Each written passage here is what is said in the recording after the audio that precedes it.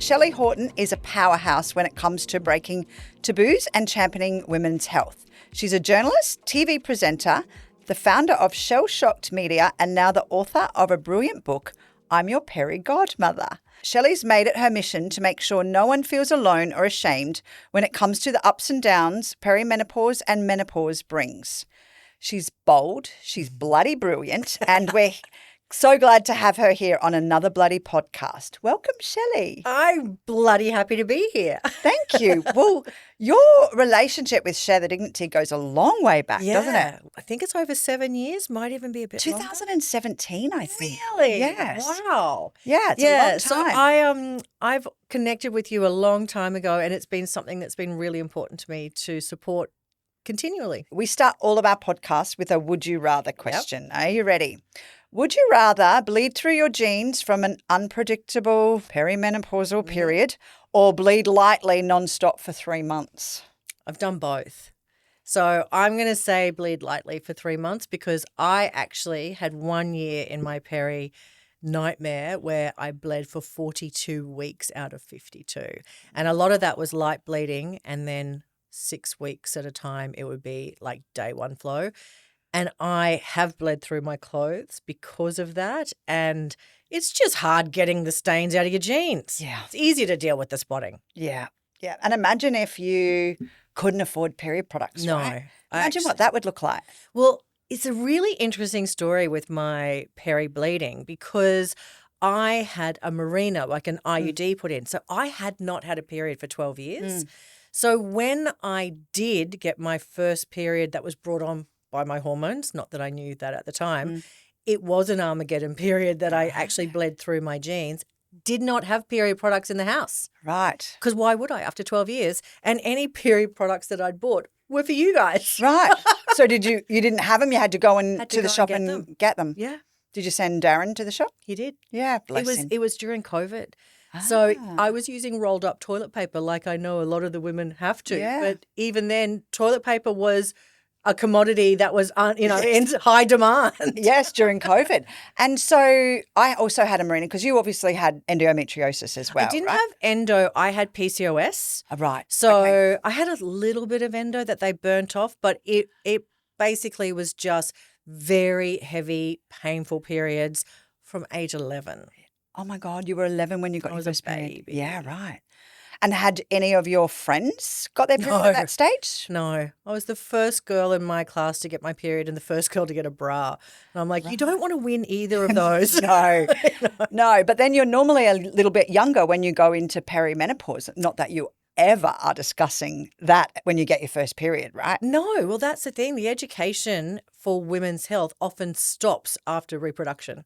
It's like they just kind of start properly in the first place. So did you know what periods were when you were going to get your period when you were 11? I had a very small conversation with my mum, but I was so embarrassed that I actually got my undies with the blood in them. Mum and Dad were out, so I was home alone, and I went to the outside rubbish bin, took all the rubbish out, put my bloody undies at the bottom, and then put the rubbish back in. And then I got my mum and I told her what had happened, and she was great and got me a pad. And then I made her promise not to tell Dad. And I'm like, of course she was going to tell Dad. But I don't know. For me, it was just like something to be very ashamed of, and there's a lot of secrecy. None of my girlfriends had their period. So You didn't tell them that you never remember having a conversation? No. How old were you when you told your girlfriends? I think it would have been when they started getting their periods, which was like 13. Yeah. And then there were some girls who had got their period later and they felt ashamed that they didn't have their period. So I think I feel very positive about how younger generations now speak about it openly. And I think that that's going to set them in the right track for when it comes to talking about perimenopause, because they'll be comfortable talking about all aspects of women's health. Yeah. And, now we can see a great book about perimenopause. Yeah. We can see it on Facebook and all of those things. But that's not what happened to you or I, right? No. So I had severe endometriosis all my life. So I'd probably had around 8 surgeries, 1 partial hysterectomy, then a full hysterectomy. Wow. But never did anyone say, even my doctor when I had my hysterectomy, say, oh, you're going to go into instant menopause. He didn't say anything. I actually put on 15 kilos in Yeah. 3 months. Yeah. My skin was falling off my face. If you made a noise anywhere near me, I would have stabbed you with a fork, Rage. right? Yeah. Rage. I remember I was trying to get a car park out the front of my house, and there was a man across the road and he was eating an ice cream. And I wanted to go into his car park. So I had my indicator on and he just sat there and ate. I was going to kill him. I had to sit and take a photo of myself and go, Hey. please, people on Share the Dignity page, can you answer me why I'm so filled with rage? Yeah. I've never known that, right? My moods have always been, I'm like the person who lights up the room when you walk Yeah. in, but oh my God, I was bringing a storm and a half. And no idea. And And no a idea. doctor who took out everything and didn't say anything. Dare he? And the thing is, doctors aren't educated about it. So it's really frustrating for me when perimenopause and menopause happens to 50% of the population and 100% of women who live long enough. Like, hello, not every woman gets pregnant. I've never been pregnant, so we have so much study and information about that phase of a woman's life. But it's like once we get past the breeding section, we're just set on fire, basically. Yeah. I had a similar thing when my bleeding was so bad. I went to see a gynecologist about having a hysterectomy, and this is only like 2 years ago, so it's no excuse now, I think. 2 years ago, she said to me, look, when we take your uterus, we're going to take the ovaries at the same time. And I said, well, that will put me into medical menopause. And all of the research says to conserve the ovaries if possible. And she actually said to me, oh, I don't know much about menopause, but I'm a good cutter. And I just got up and left. Oh my God. Yeah. So you chose a different doctor? I know, I've got goosebumps. I did, yeah. That's and I got into my car negligence, and I don't you cried. reckon? And I thought, she's cutting into women and causing medical menopause daily. And that's her attitude to it.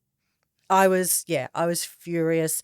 And I just felt gaslit. And why do I have to do all the research? We're taught to listen to doctors, and they are the ones who are set up on a pedestal as God. No longer. No, they are my health teammate, and we will meet each other in the middle. And now I'm really firm. Is there like a directory that you can go to no matter where you are in Australia that says this is a really good doctor that you can talk to about menopause? Yes. So it's part of the Australasian Menopause Society. And if you go to menopause.org.au, and then there's a little drop bar where you drop down, it says find a doctor, and you put in your postcode. Now, doesn't mean that there will be one in your suburb, but it'll be in your area. So I'm on the Gold Coast. And when I first moved to the Gold Coast, I think it was 4 years ago, there were 3 people on the list there. Now there's about 15. They volunteer themselves to be on that list. So it means that they have an interest or they've done some further study, but it's a really good start. The other thing I always say to women, one of the silver linings of COVID is telehealth is a great way to actually connect with someone who knows their stuff about menopause.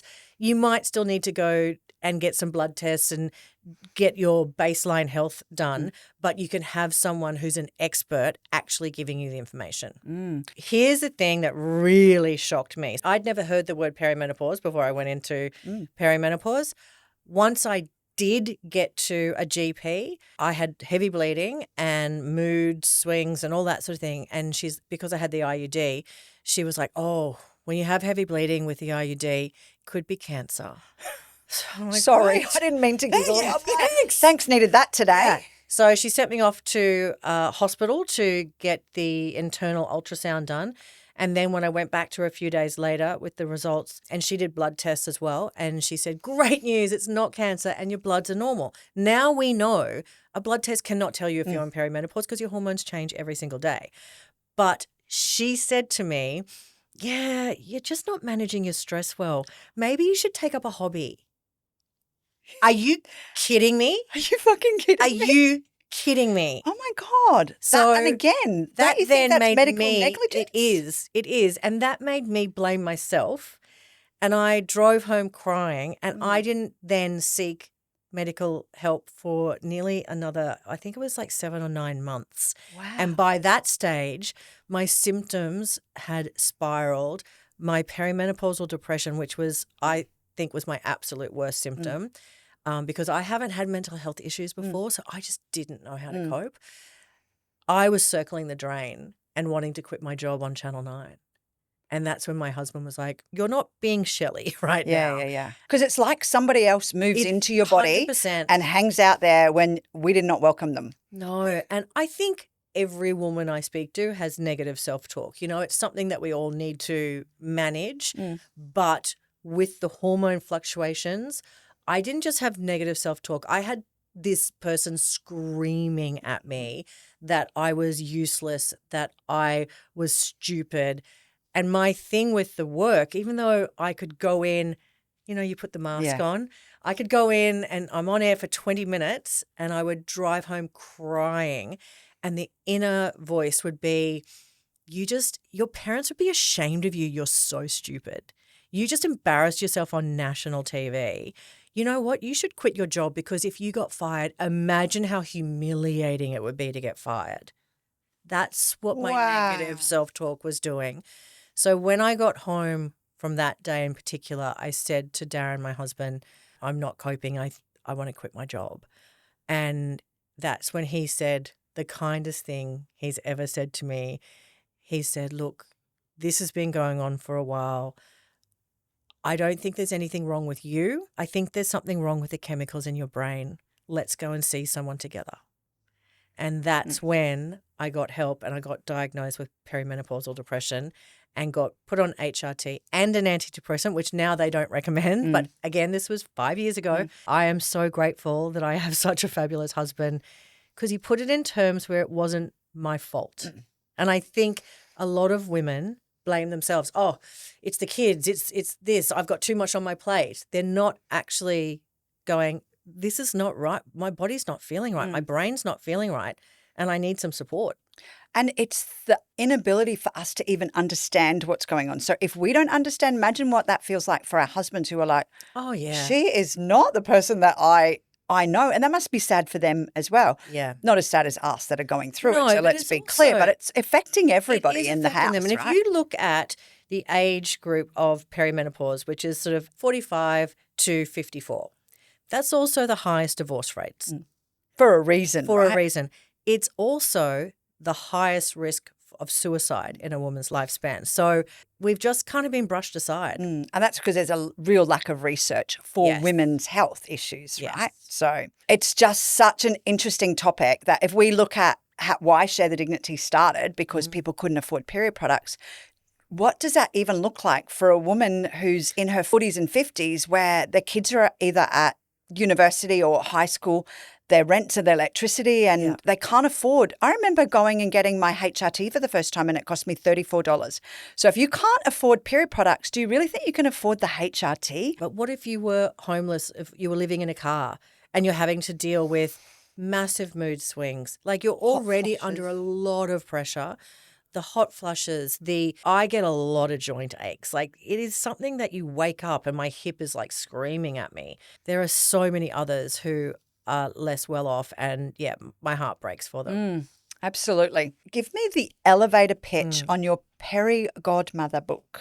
Well, I think it kind of says it on the title. So it's I'm Your Peri Godmother, a happily ever after guide to kicking perimenopause in the ovaries. Like it is not your regular medical book. It is your best girlfriend sitting you down with a glass of wine and going, hey, let me give you the inside story on this. But because I'm a journalist, it's all evidence-based. So I've got the best experts from around the world giving me great advice in the book. And I've also got case studies of other people sharing their stories because mine was particularly traumatic. Not everyone's like that. Like 20% have a really bad time like I did. 20% just cruise through, don't even notice. I haven't met any of those people, but apparently the stats show. Be one of them. Yeah. Like it's so different for every woman. So this book is definitely your girlfriend's guide to getting through perimenopause with a little bit of swearing. I'm sorry, but sometimes you just need to say, this is fucked. Yeah. And you know what? Perimenopause and menopause gets you by the balls and we don't even have balls. I know. Right? I'm like, it drags you through it by the ovaries. Yes, absolutely. There are menopause books on the market. They're quite medical. Or they might be more like, I have a few herbs and I'm just like, no, it doesn't work. So I just wanted to be evidence-based, factually correct, but with a rollicking good tale and a bit of humor in there, because I don't want to be all doom and gloom. I think we need to have a few laughs and a few shocked laughs at the same time. It can't be secret women's business anymore. It doesn't help anyone. And we need to talk about this and have it as part of the everyday conversation, not as something that's shameful and secretive and not women's business. It's everyone's business. The studies from the UK, because we don't have them in Australia, show that 1 in 10 women leave their job completely. But that doesn't mean that they retire, because who can afford to do that in your late 40s? What they're doing is they're leaving a job that they have worked their whole life to get to that point and taking something that is less stressful because they're just not coping. So you might get someone who was, a manager of a bank becomes a receptionist at a vet. Now, if that was her dream, fantastic, but it's not her dream. It's just that she's not feeling like she's coping. And that then affects the pay gap. That then affects her superannuation. Absolutely. So the education is what's needed so that women know, one, HRT is not dangerous. It is the gold standard. And the benefits outweigh the risks. But there are some women who don't want to take it, and I respect their choice. But they need to be educated on how to help their symptoms if they're not taking HRT. And that includes lifestyle changes. I'm going to be honest and say lifestyle changes actually are non-negotiable for anyone over 45. I fought it. But you know what? I do that thing where I'm like, I'm going for a stupid walk for my stupid mental health. And then I get home, I'm like, oh, I feel better. No one ever goes for a walk and feels bad afterwards. I know, but it's we fight against it. And but even at a younger age, we only ever exercised to get skinny. Yeah. Now it's about how do we build muscle to be strong? How do we protein? It's everything. It's a big balance though, right? It is a lot of work. Oh my God. And it's another thing on our to-do list. But so it makes you sleep. Yeah. It makes your moods all kind of regulate. I mean, if I didn't take HRT, that would be dangerous to the world. Yes, I think after you wanting to stab a guy for licking an ice cream, that we have established that. Yes. Part of the education is to not get sucked in to quick fixes or any sort of remedy that you can buy on the internet. You actually need to speak to a professional and get the treatment that's right for you. So I feel angry when I hear about these hormone products that are sold on the internet, herbs and spices and everything you need. They're just preying on vulnerable women who may be afraid or don't want to talk to their doctor. They feel ashamed. And in fact, they are spending a lot of money on something that's really just going to give you expensive wee or be detrimental. Yeah. I'm going to share this story, and I think I probably shared it. And I remember when you were going through perimenopause and you asked me a question, and I said, I turned to traditional Chinese medicine. So after going on the HRT, I just was ballooning. My hair was all falling out. I was trying to exercise and everything was hurting to the point where I went back to a knee doctor and he said, oh, you're going to have a knee replacement. I went to a traditional Chinese medicine man who one of my friends had gone to, and I started with him. It changed my life. I started to eat clean. Obviously, with him, I was only allowed to have green foods, and then they just have a way of understanding. And I still don't understand how that works. But in their work was fasting, and then I started to read what fasting did for my body. I lost that weight, and that was like 3 years ago. I never, ever had another hot flush. I still struggle with sleep is probably my main thing, but I think it's whatever works for you is great, but it's not the same recipe for everybody, right? There's some great research with Chinese medicine and particularly acupuncture for hot flushes. So I went and got pinned. I was lying there and felt my body temperature drop. I was like, this is amazing. However, one of my things was it hurt. The acupuncture hurt. So instead of like normal acupuncture where you barely feel it, it was really painful for me. So I was like, I don't know if the less hot flushes is worse than the painful needles. But then on the flip side, I do have my face injected with needles for Botox every 3 months. So please call me a hypocrite. I'm fine with that. Yeah. For me, I went 2 hours, 4 days a week. And again, I was so fortunate that I could afford it. Yeah. But I was trying to do whatever I could to be able to show up, to share the dignity and to be able to be the best version of me, right? And I'm really grateful that it worked. I will still say I could exercise for 2 hours every day. I could eat 800 calories a day and I'd still be Still 10 put on weight. kilos Yeah. overweight compared to what I was. You know Yeah. what? You just have to accept that, you know what, I'm perfect as I am. Yeah. And as long as I'm strong, Yeah. I don't care. Yeah. I don't care about what I look like anymore. It's I care about strong, how I'm not going to. skinny. Yeah. If we could get that strong, not skinny message out there, we'd make some big changes. Absolutely. And it'd be a game changer for how they even go into perimenopause, right? Yeah. So then they wouldn't be as shocked as we are when you start to eat clean and have more protein, which is like this recipe of so many things now that you've got to just do to be able to function through menopause and perimenopause, right? And you in particular need to start protecting your sleep. So sleep changes everything. Absolutely. And once you get your sleep back on track, everything else is easier.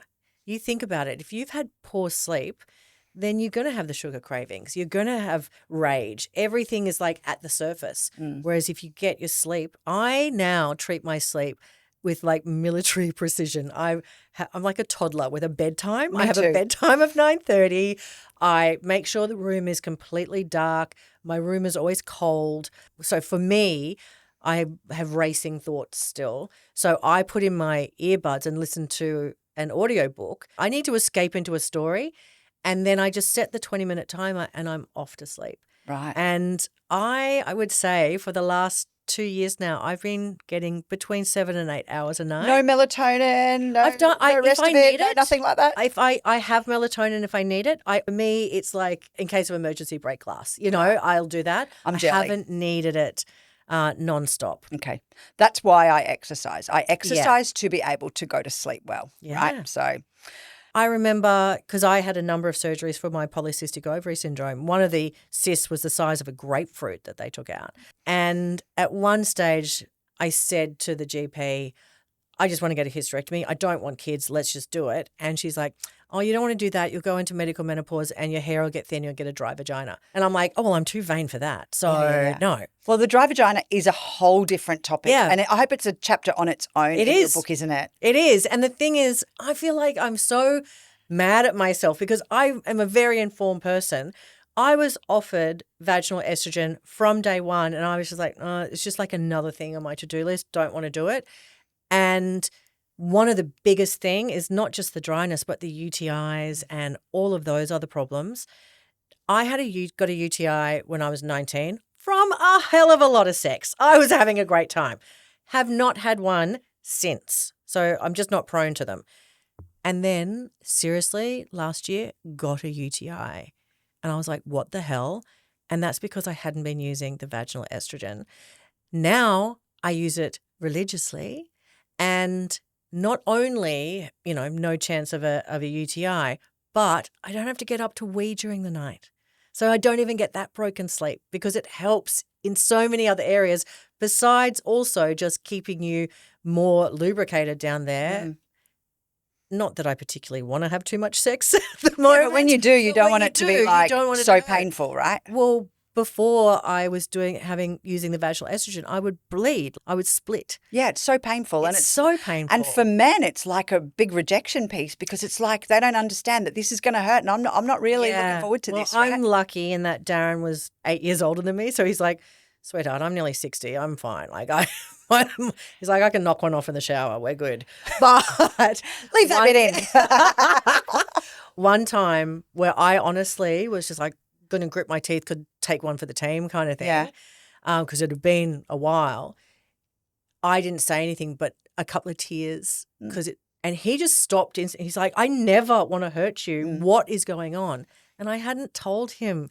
So it's up to us to have those conversations and then use a shit ton of lube. We discussed it at the beginning, how passionate you've been about Share the Dignity. Why Share the Dignity? I think I'm going to be very honest here. I think it's because I met you and I loved your passion and your commitment to it. And I've always been very proud of not being afraid of discussing taboo topics. I've also just had terrible periods my whole life. So I think I have a lot of empathy for women who bleed heavily. And it's been something where it's such an easy thing for me to do, to buy some extra period products, to do some social media posts, to help you with what you do. And so, yeah, it's because of you. Oh, Isn't that nice? That is nice. You always put together a bag, Yeah. don't you? So I put together a couple of bags. I get sent a lot of samples and products and things throughout the year that I don't really need. They just go into a bag in my wardrobe, and then I divide them up. So not only do I have all of the requirements, toothpaste, toothbrush, all of that sort of stuff, then I put in some luxury, gifts that I've been given. And my favorite thing to do is the handwritten note. And I don't think I've ever written one without crying. Yeah. Well, I bet you they've never been received without somebody crying too. And you've got such a incredible voice in Australia as well, right? You're like a woman who's just stood up for what should be said instead of fearing what shouldn't be said, right? Yeah, absolutely. I think, we all need to do our bit, and this is the way I can help. Well, thank you. You're like what we call our change makers. Yay, I love that. So at Share the Dignity, it is our goal to ensure that period products are available in all workplaces. By 2030, we hope to not be needed, right? So we hope that every government has provided period products in libraries and councils and pools. And we also want every workplace to provide period products. We also want every workplace to be educated. Why do you think it's so important for Ruby, who's 52, been at the workplace for 15 years and is really important? Why is it important for David, her boss, to know about, and I just made up those names. That's I love clever, right? Why is it so important for David and Ruby and everybody else to know about menopause? I think that the thing is, if you want to talk to workplaces about why it's important, let's talk about the bottom line. Let's talk about that they are losing incredible women who they've invested in, they may have sent off to do extra training, and that can just be gone. You're losing your wise women, your mentors, and also this is a human issue. So David, the boss, he's going to have a mum, a sister, a wife, a friend who's going through it. So it's about increasing that education. What I do is I speak at conferences, and I also go into workplaces and do like a lunch and learn or webinars, anything like that. 1 hour of education about what is perimenopause, what is menopause, what are the symptoms, how does it affect women at work, can actually just get everyone on the same page. Then they can go, the next step, which is having a menopause policy. Just like you have mental health first aid officers, remember when you didn't discuss mental health at work? That was only like 10 years ago. So what I'm hoping is as we move forward, we'll have menopause mentors at work. So it's not asking anyone to be a GP or a psychologist, but to be the person who's had a little bit of extra training, who knows how to have those sometimes uncomfortable conversations if someone's had rage at work or brain fog and forgotten something in a meeting, so that there's not the shame and stigma. So to me, having someone like me speak at your workplace is such a low-cost fix to something that could end up being millions of dollars of your bottom line. Absolutely. Even understanding, and I'm not even going to say it's just about David, because I remember being 5 years old as a charity, and I have this amazing bookkeeper, and she was going through menopause, but I didn't know. And I remember asking her a question one day, and she just looked at me and goes, I don't know. Zombie stare. Yeah. I don't know. And I said, where's Judy? She goes, I don't know. Yeah. And then we sat down and had this conversation. She didn't even know that she was going through menopause, that's right? The thing is, but I didn't know that was a condition of menopause. As a boss, I just wanted to know that she had the job under control, right? So the big three for workplaces are hot flushes, brain fog, and anxiety and depression. And the anxiety shows up with the people pleasing and the worry that you're not performing, even though the evidence shows that you have not slacked off. You are not less at your job. It's just that you're criticizing yourself more. So to support those women is actually such an important investment. And also just, we want to be seen and feel heard. And that doesn't cost anything. Well, thank you for changing the world for us on everything to do with menopause and perimenopause and better health outcomes at the end of the day, right? I am happy to be your peri godmother.